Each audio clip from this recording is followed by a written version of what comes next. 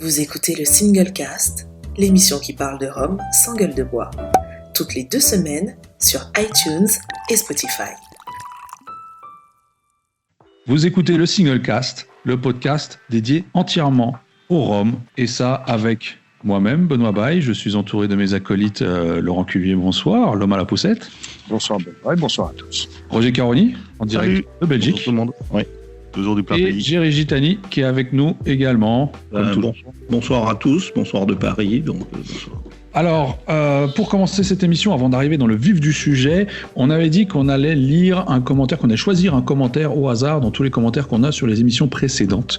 Et donc, le commentaire de l'auditeur, qu'on va appeler ça, le commentaire de l'auditeur, qui a été retenu cette fois-ci, nous parvient de Steven Stark M, alors j'espère que je prononce bien, et qui nous dit « J'adore vous écouter les gars, c'est mon petit kiff du matin.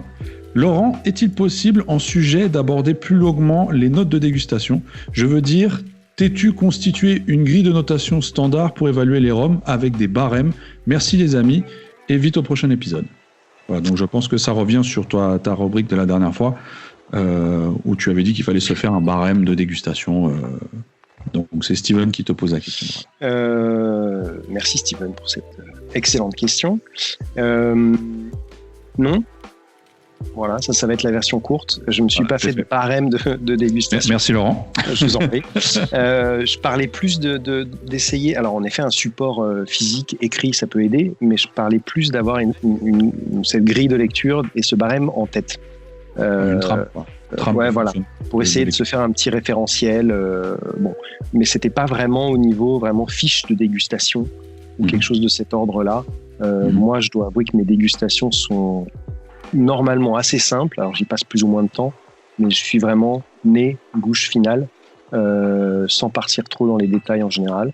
Je donnerai quelques indications sur mon petit conseil à la fin de l'émission. Alors pas de cette émission-là, parce que j'ai déjà une petite idée de ce dont je vais parler, mais j'y reviendrai peut-être dans d'autres émissions. Ok, super. Ben voilà, Steven, j'espère qu'on t'a aidé.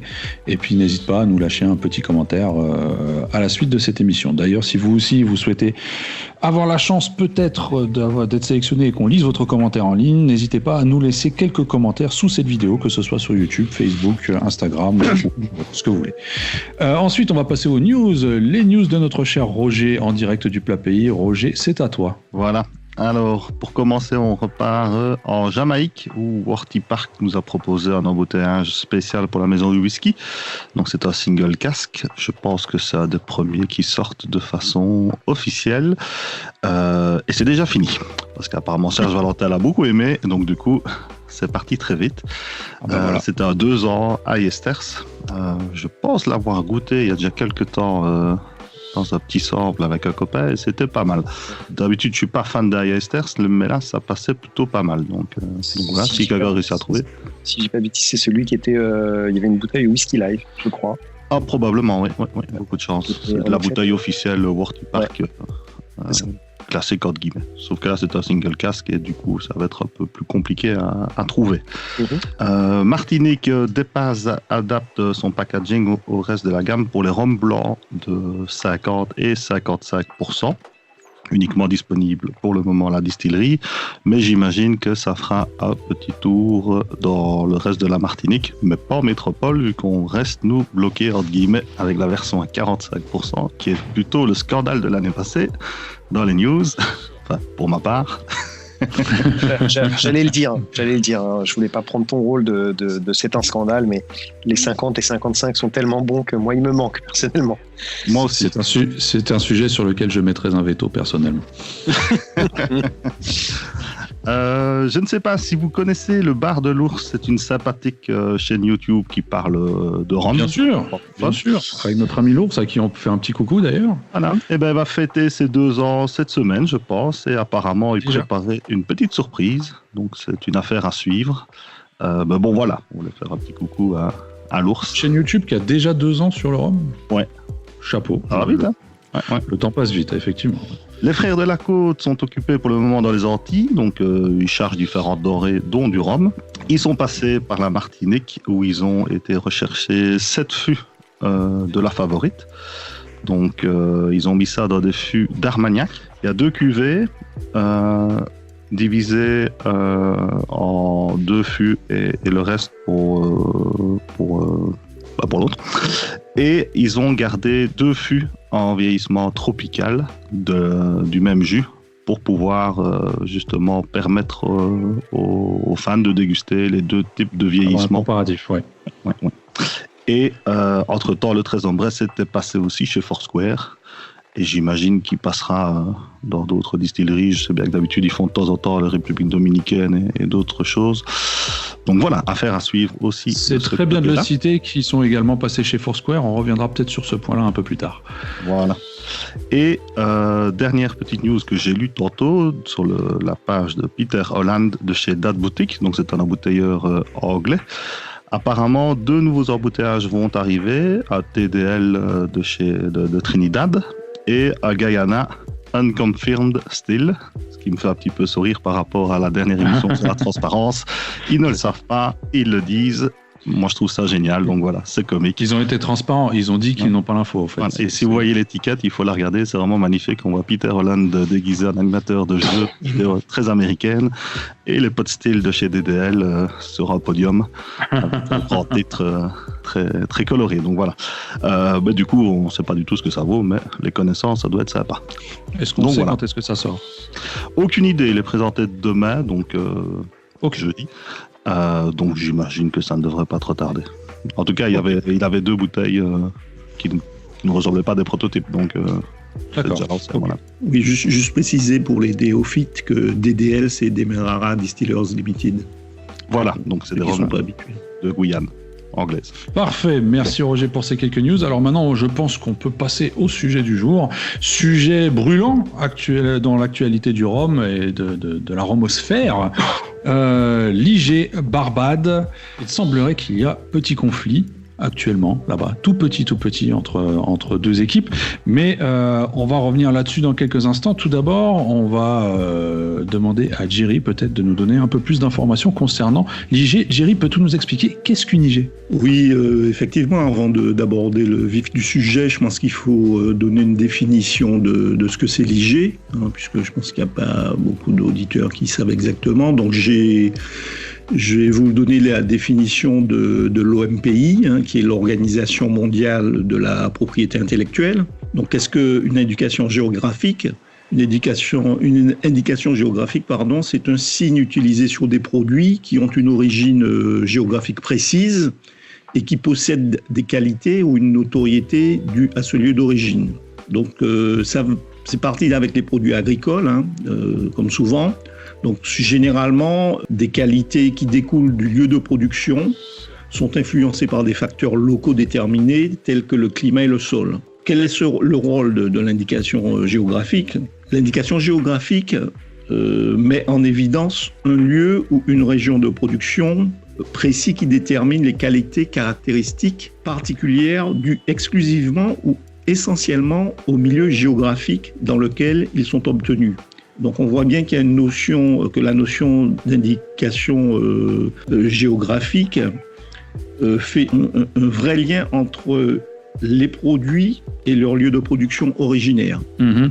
Alors une fois qu'on a dit ça, pour qu'un signe fonctionne comme une indication géographique, il faut que la législation nationale contiennent des dispositions en ce sens et que les consommateurs les considèrent comme telles. Et là, on débouche sur le problème de la Barbade qui veut se doter d'une indication géographique. Et c'est là où il y a effectivement un débat entre 3 producteurs locaux et un 4e producteur où ils ont une appréciation différente de ce que doit être l'indication géographique Barbade.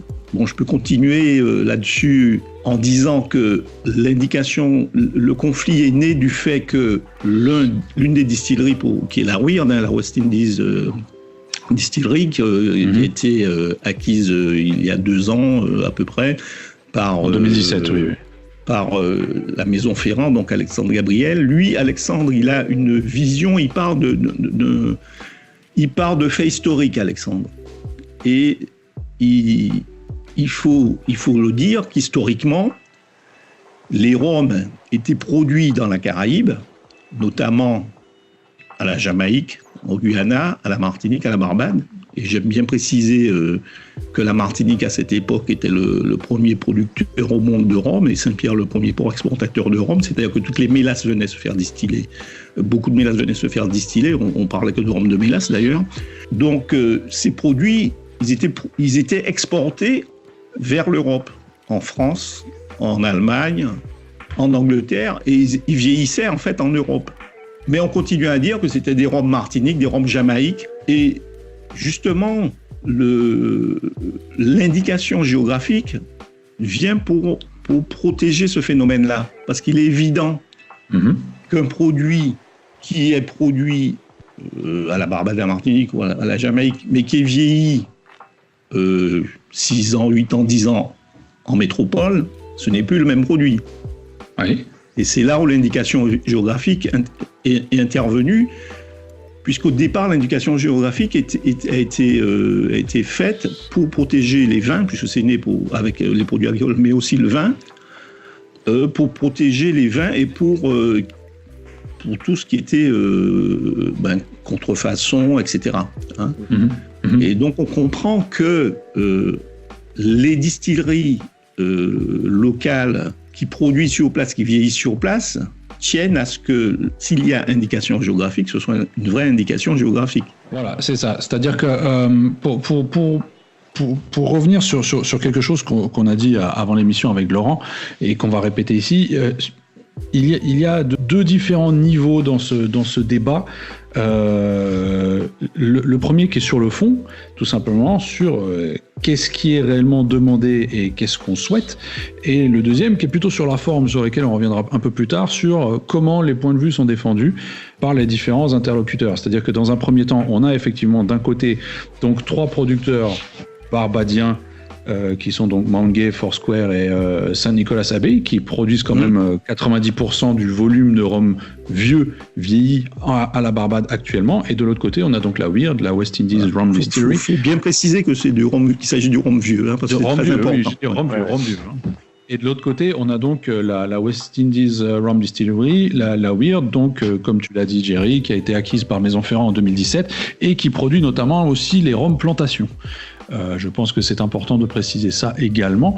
De l'autre côté, voilà. Alors, à la base, quand le projet a été mis en place, ou du moins proposé de créer une IG, c'était la BIDC, la Barbados Industrial Development Corporation, qui était en charge de mettre ça en place. C'était un peu une sorte d'organisme à réglementer ça. Et je pense que ce qu'on a reproché par la suite, du moins d'après ce qu'on a pu lire dans les différents articles de presse qui sont sortis par la suite, c'est qu'il semblerait que justement les responsables de la Weird aient un peu contourné cette agence gouvernementale et se soient adressés à plus haut pour essayer de faire changer cette indication géographique en demandant notamment de pouvoir dans un premier temps édulcorer certains produits selon la loi, et de le faire comme le propose la loi européenne, c'est-à-dire de pouvoir rajouter des sucres, sirops jusqu'à un certain degré, et bien sûr, comme tu l'as dit, de pouvoir vieillir ailleurs qu'à la Barbade, donc j'imagine à Cognac, et même dans différents types de bois.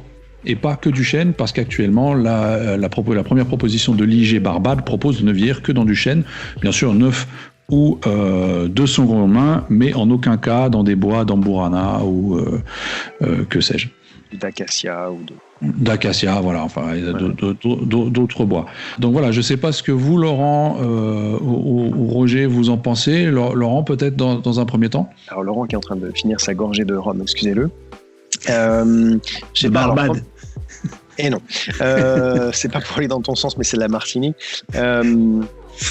Alors, premièrement, Benoît, est-ce qu'on a encore le temps après cette demi-heure d'explication de Jerry ? Je ne sais pas. Est-ce qu'on y va quand même ? Oui, si, on a le temps, ne t'inquiète. Alors, sujet extrêmement compliqué, extrêmement complexe, qui fait couler énormément d'encre sur les réseaux sociaux depuis, on va dire, quelques mois. Mais là, il y a eu une recrudescence d'interventions depuis 2 semaines et demie, 3 semaines, où tout le monde y va à cœur joie, avec vraiment 2 camps qui s'opposent. Extrêmement compliqué d'avoir une position un petit peu mesurée, parce que c'est très très clivant, comme on dit, cette IG en Barbade. pour revenir ce sur quoi tu disais, Benoît, il y a deux choses. Il y a le fond et la forme. Pour revenir sur le fond, avec ce que disait Jerry, il faut se poser la question de c'est quoi une IG. Et en effet, qu'est-ce que ça met en valeur ? Qu'est-ce que ça défend ? Et donc, c'est un peu aussi, pas un instantané, mais une IG ne doit pas nécessairement se baser sur des traditions qui peuvent être séculaires. Bon, voilà. Donc, c'est vraiment là, à ce moment-là, qu'est-ce qu'on veut en faire ? Comment est fait le rhum à la Barbade ? Qu'est-ce qui rend ce rhum typique et qualitatif ? Et c'est pas forcément des traditions qu'on peut retrouver, dont on peut retrouver certaines traces dans des vieux documents. Donc pour moi, voilà, l'IG c'est ça, c'est réussir à avoir cette démarche mise en place et ce label mis en place à un moment précis sur ok. Tout le monde se met d'accord, la qualité du rhum de la Barbade ou d'ailleurs, c'est ça vient de ça, ça et ça. Ça, c'est le fond, selon moi. Et la forme, comme tu disais, et là, on a vu des éclats un petit peu ces dernières semaines des deux différents partis qui s'opposent un petit peu, puisqu'on a des gens qui sont, on peut le dire, très, très agressifs potentiellement. Avec des termes qui, moi, me font un petit peu tiquer, on va dire, et qui, pour moi, quel que soit le débat, mais donc celui-là en question, vont à l'inverse du message. C'est-à-dire que la forme, dans certains cas, est complètement détruit le fond du message. Et je trouve que c'est un peu ce qui se passe en ce moment. Pour aller dans ton sens, effectivement, on se rend compte que les débats de surcroît, quand c'est des débats à travers Internet, à travers la toile, on arrive toujours à ces excès. Bien sûr. Moi, ce que j'aurais aimé, c'est qu'il y ait un vrai débat en live entre les différents acteurs. C'est d'ailleurs un peu ce que propose notre ami Cyril Hugon pour le prochain Rhumfest Paris, en invitant Richard Seal à venir débattre avec Alexandre Gabriel. Mais bon, alors ce débat-là a eu l'occasion d'avoir lieu à Copenhague l'année dernière, pendant le premier Nordic Rhum Festival, où effectivement il y avait plusieurs personnes de l'industrie du rhum qui étaient présentes et qui participaient au débat, dont des personnes même de pays tiers qui n'étaient pas directement concernés par le problème de la Barbade, mais où on avait effectivement Richard. C'était pas sur l'IG, c'était sur l'édulcoration. C'était sur l'édulcoration, mais où on a vu effectivement deux comportements complètement différents de la part de certaines personnes qui ont un comportement très différent une fois sur scène ou une fois devant les personnes en question que ce comportement-là est complètement différent au comportement peut-être plutôt agressif et lâché qu'ils peuvent avoir en ligne parfois. Ce qu'il y a, je pense que ce genre de débat plutôt important et sérieux pour toute une industrie d'un pays n'a pas sa place sur Facebook, sur Twitter ou Instagram ou n'importe où. Et n'a déjà peut-être même pas sa place dans un festival rhum au Danemark ou à Paris. Pour moi, c'est quelque chose d'interne qui doit se jouer sur l'île en question. Ça reste une IG, donc quelque part commencer déjà par régler le problème sur l'île. Même si effectivement ce qui se raconte la forme est un petit peu discutable, surtout d'un côté on va dire. Maintenant sur le fond je suis plutôt d'accord effectivement sur le fait que une IG doit représenter un terroir, et donc je ne vois pas en quoi commencer à parler de vieillissement ailleurs que là où c'est produit. Ça n'a pas sa place dans une IG, je veux dire, ça voilà, va contresens du principe. Oui, c'est ça, on fait pas d'IG. Je veux dire, si on veut permettre de faire vieillir ailleurs, ça sert à rien d'avoir une IG. L'édulcoration, ma foi, je suis pas pour, loin de là, mais ça pourrait avoir sa place dans une IG s'ils décident tous que c'est comme ça. Alors après, ce qu'il faut préciser, c'est que pour que l'IG soit validée par le gouvernement de la Barbade, il faut que les 4 distilleries tombent d'accord, c'est-à-dire que ça ne se joue pas à la majorité. Parce que là, pour l'instant, on est à 3 contre 1. Il faut qu'il y ait unanimité de la part des 4 distilleries. Tout à fait. Ce qu'il y a, c'est que faire une petite guerre sur Facebook ne va en aucun cas aider quoi que ce soit à s'arranger, et ça donne plus une mauvaise image, entre guillemets, des différents intervenants, surtout les deux plus vigoureux. Et ça ne fera quand même pas avancer le schmilblick parce que c'est pas nous qui allons décider pour eux et c'est pas nous qui allons faire plier le 4e ou les 3 autres. Donc, ça ne fait qu'envenimer le débat. Voilà. Exactement. Est-ce que ça contribue peut-être même au buzz pour la vente? Je ne sais pas. Du faux marketing, j'en sais rien. Ça fait parler des 3. Ça fait parler. Certainement. Alors après, ce qu'il faut noter également, c'est que la Maison Ferrand joue quand même la guerre en double, donc sur 2 fronts en même temps, et pour les mêmes raisons, c'est-à-dire que d'un côté, ils ont bien évidemment la Weird et jouent autour de l'IG à la Barbade, mais de l'autre côté, précisons qu'ils sont quand même actionnaires également de la énergie. Exactement.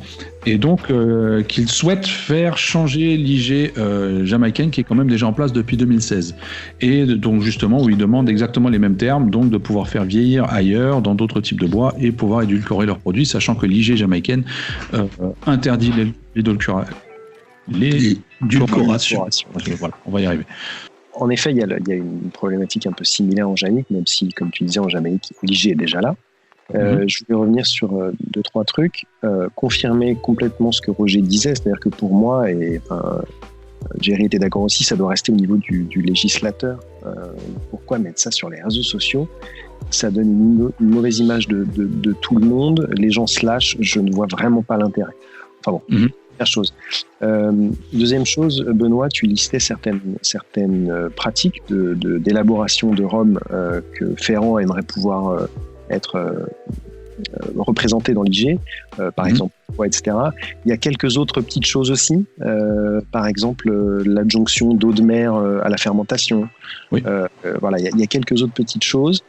Ils ont leur fameux alambic à chambre. Alors celui-là, d'ailleurs, j'ai toujours pas compris si dans l'IG proposé par les 3 autres distilleries, il pourrait être dans l'IG ou pas. Est-ce que j'ai lu? Je pense que les 3 autres avaient l'air de dire que c'était niette, de ce que j'ai pu comprendre en discutant un peu avec Richard Thiel en MP. Ils trouvent ça un peu light. Maintenant, je vois pas pourquoi, parce qu'au final... Alors que par ailleurs, dans le texte qu'il proposait, il n'y avait justement pas de limitation sur l'appareil de distillation. Pareil, sur le type d'appareil. Voilà. Exactement. D'autant plus que, enfin, on l'a goûté, il est très bon en plus. Bah, je pense que c'est un petit tac, là. C'est le seul à avoir ce type d'alambic sur l'île, donc il se dit, tant qu'à faire, s'il m'embête, j'ai commencé aussi. J'imagine. Ça doit jouer. Ouais. Et après, il y a un truc intéressant aussi à souligner, qu'il a été suffisamment sur les réseaux sociaux, mais je voudrais en parler ici, c'est que si IG il y a à la Barbade, c'est pas pour autant que certaines pratiques seraient interdites. La conception tout à fait produire hors IG. C'est ça, dans l'alambic à chambre. Comme on produit hors AOC par exemple. C'est ça, dans l'alambic à chambre avec une fermentation avec de l'eau de mer vieillie dans des fûts de genévrier, j'en sais rien, et dont 1 an à la Barbade et 18 ans ailleurs, ils peuvent juste pas marquer Barbade dessus. On peut faire comme font certains, ils peuvent mettre produit à la Barbade, vieilli tant d'années à la Barbade et tant d'années en métropole. On voit, Plantation le fait, Ferroni le fait. Alors après, peut-être pas Barbade si tu regardes bien les bouteilles de Ferroni, mais rhum fondé à Marseille et derrière tu as produit à la Barbade, vieilli en métropole, en France. Alors après, il faudra juste vérifier. Et voilà, c'est ça. Il faudra juste vérifier ce que tolère l'IG en termes de labellisation, en termes d'écrit sur les étiquettes. Un peu comme on a l'exemple en Martinique, on ne met pas ce qu'on veut sur un rhum, même s'il provient de la Martinique, par exemple. Non, je pense que le nœud du problème aussi viendrait, entre guillemets, maintenant c'est peut-être mon avis perso, mais ça fait un petit peu le français, entre guillemets, qui débarque sur l'île, qui rachète une distillerie, aussi ça joue. Qui donne son avis sur un terroir qui n'est techniquement pas le sien. Bangui appartient quand même à un groupe français. Oui, c'est vrai. Et la personne à sa tête est française. Le directeur, c'est un français, Grisoni. Donc, parce qu'on a vu des commentaires partir sur ce côté-là également en traitant justement Alexandre Gabriel de colonisateur, etc. Alors que de l'autre côté, ils ont... Pas dit ça, Donc, non, pas toi, mais d'autres commentaires sont allés dans ce sens-là, et donc voilà, on a vu ça également. Alors moi, la question que je me pose maintenant, pour revenir à la news de Roger tout à l'heure, c'est le Tresson-Brest s'est arrêté à la Barbade pour embarquer des fûts de Foursquare. Est-ce que ces fûts de Foursquare, donc transportés par le Tresson-Brest et donc vieillis partiellement en vieillissement dynamique, pourraient être vendus comme rhum IG Barbade, puisque essentiellement vieilli à la Barbade, mais pas entièrement. J'imagine que par rapport et ça à vient ce de la part Richard de mettre en place, ça ne le serait pas. Maintenant, ça ne lui empêche effectivement pas de vendre du rhum pour faire vieillir chez Chir ou sur le Tresson-Brest et de continuer, entre guillemets, son business d'export de rhum de la Barbade, qui ne pourront pas, par contre, eux, être estampillés Barbadian rhum sur l'étiquette.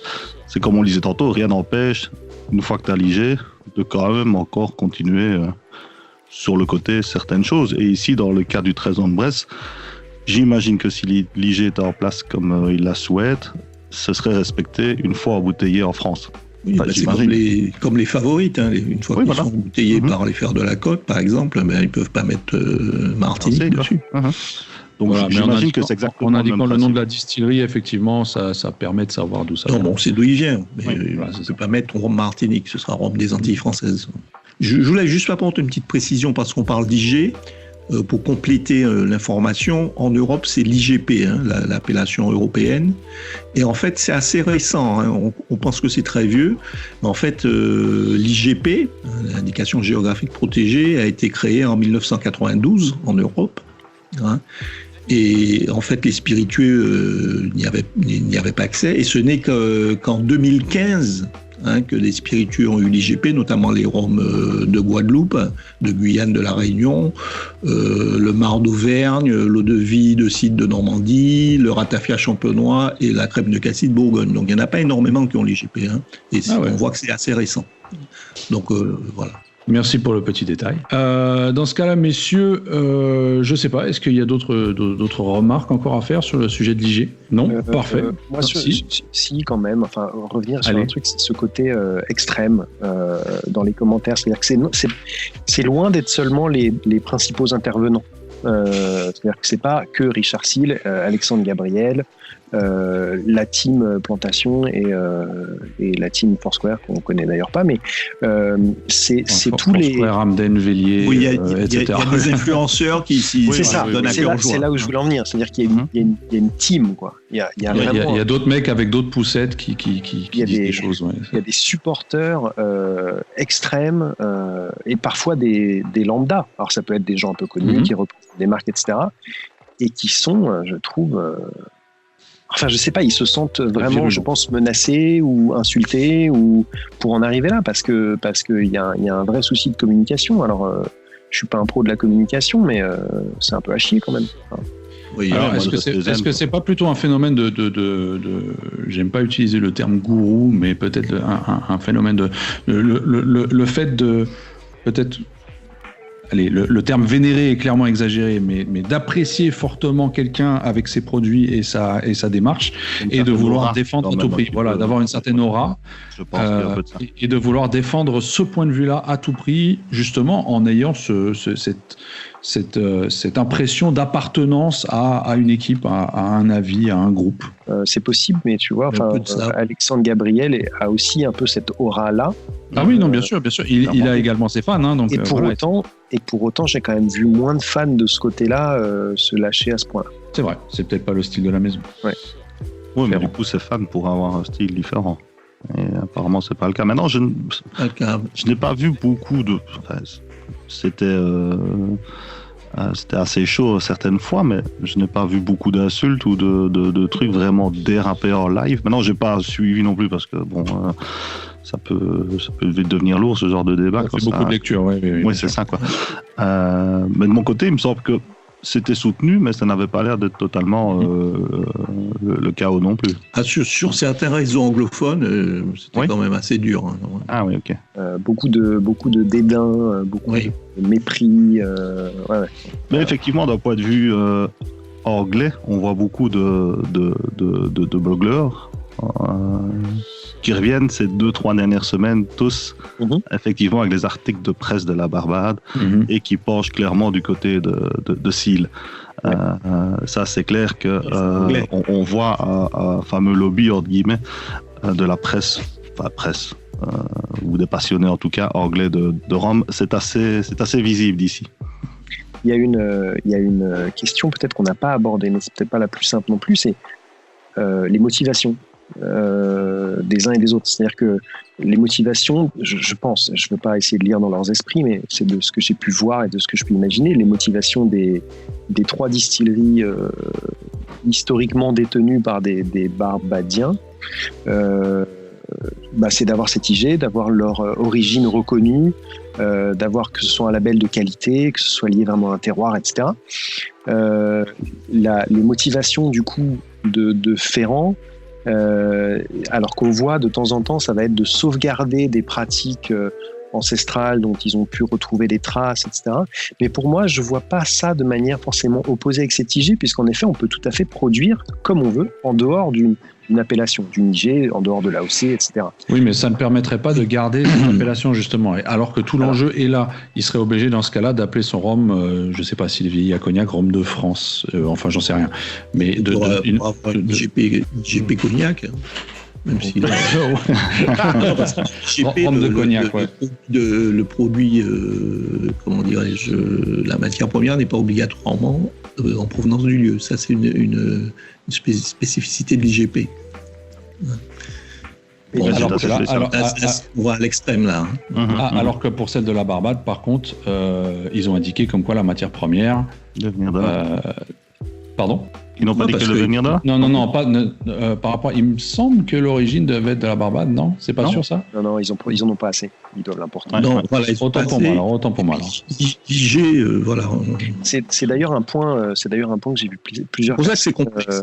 Absolument. Et j'ai vu plusieurs personnes critiquer l'idée même de l'IG, dans le sens où la matière première vient pas de Barbade. Et pour eux, à partir de ce moment-là. Tu peux pas défendre un terroir si tu n'as pas. Oui, c'est sûr. C'est-à-dire que là, ça s'arrêterait au savoir. Effectivement, ça s'arrêterait uniquement au savoir-faire et non plus au terroir. En fait. Ce serait juste un savoir-faire qu'ils essaieraient de protéger avec cette. Voilà. Même si le terroir est aussi défendu par certains par la qualité de leur eau. Oui, puis les levures, l'environnement. Ouais. D'accord. Bon, notre émission arrive déjà à sa fin, mais on va quand même laisser une petite chance à Laurent de pouvoir nous donner son petit conseil de dégustation de ce jour. Laurent, nous t'écoutons. Je vais faire court parce qu'on est déjà à 2h30 d'émission. Pas 2 heures près, en ton temps. Un petit conseil un peu du même ordre qu'il y a 2 semaines, dans le sens où c'est pas quelque chose de technique ou quelque chose qu'il faut que vous gardiez en tête à chaque dégustation, mais c'est plus un conseil d'ordre général qui est de ne pas se fermer à un style et revenir à des choses sur lesquelles on a peut-être une idée, mais la dernière fois qu'on avait goûté un rhum, imaginons, je ne sais pas moi, de Martinique, on n'avait pas aimé ça, c'était il y a 2 ans, ou il y a même 1 an, et faut revenir, faut en goûter un autre, notre palais évolue, nos goûts évoluent, et c'est ce qui m'était arrivé d'ailleurs, puisque moi, comme pas mal de monde, j'avais commencé dans le rhum par des choses un peu plus sucrées. Alors mon premier rhum, c'était un Eldorado 12 ans, par exemple, qui est quand même déjà édulcoré, alors il n'y a pas que ça, mais j'avais évolué un peu sur d'autres choses, et quand je goûtais des rhums pur jus, pour pas dire une origine en particulier, j'y arrivais pas.